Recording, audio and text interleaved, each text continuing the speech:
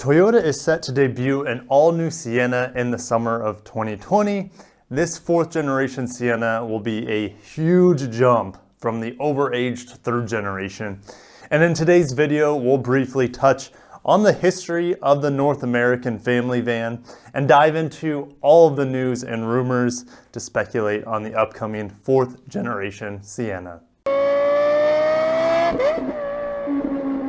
Welcome back to the channel, Luxurious Sleep. My name's Kirk if you're new here, and the channel is dedicated to providing you Toyota and Lexus news. So don't miss out on any of my upcoming videos on the Sienna and everything Lexota by hitting the subscribe button and the bell icon while you're at it. The Sienna was a direct replacement for the iconic Toyota Previa. No longer was America getting the Japanese-built vans. Instead, they were being produced domestically at TMMK in Georgetown, Kentucky.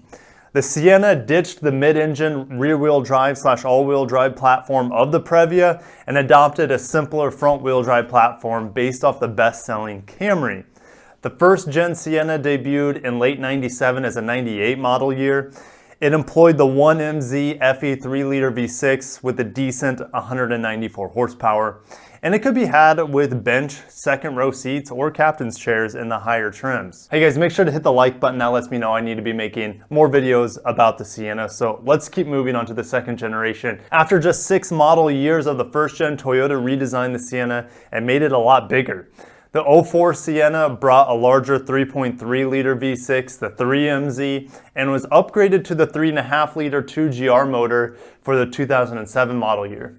The new Sienna offered incredible technology for the time with optional DVD entertainment, radar cruise control, parking sensors, and most notably, all-wheel drive. The all-wheel drive Sienna was the only all-wheel drive minivan in the American market from 2006 all the way to 2020, which now the Chrysler Pacifica also offers all-wheel drive in their 2021 model. If you want to learn more about the awesome second-gen Sienna, definitely watch my review on my very own 2004 Sienna Limited XLE all-wheel drive model. After 7 model years of the second generation Sienna, Toyota released a third gen, which is still carried over until the 2020 model year, after several refreshes along the way.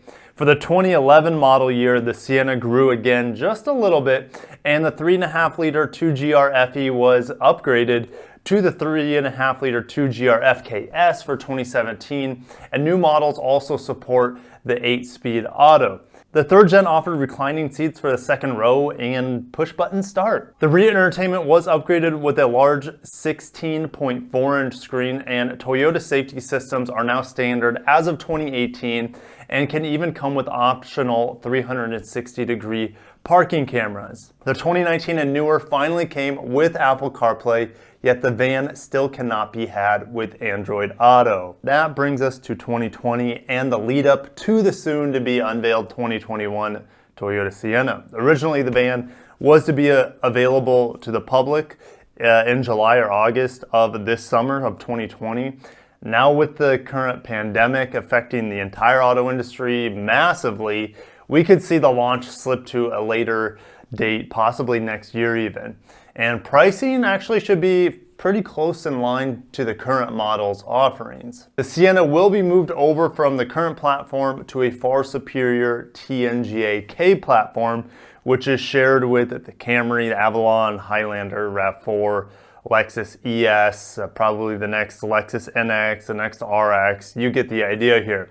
The new platform will allow it to lose a little weight and help stiffen the body, which will improve fuel economy, braking, and handling performance as well. Production will be in Indiana alongside the newly redesigned Highlander, which will likely share quite a bit with it. Of course, it shares the platform. And oddly enough, the Sienna has never offered a hybrid system. And if we are to believe recent leaks of the upcoming Sienna, we should expect the Sienna to only be a hybrid and I'll lay out some hybrid systems currently being used in the Toyota lineup, and we'll speculate on which future setups are likely headed for the upcoming redesign. The A25 FXS inline 4 hybrid seen in the RAV4 and the Highlander, but of course you see it in other models as well. But keep in mind, the next Sienna is being built alongside the Highlander, so the Highlander still gets the V6, not the V6 hybrid. The previous V6 hybrid setup in the Highlander has been discontinued for the model. It's still being used in the RX hybrid system, but I would expect not to see the V6 hybrid in the Sienna. It is still possible we may see the 3.5 liter V6 non-hybrid setup in the Sienna, but it could be unlikely.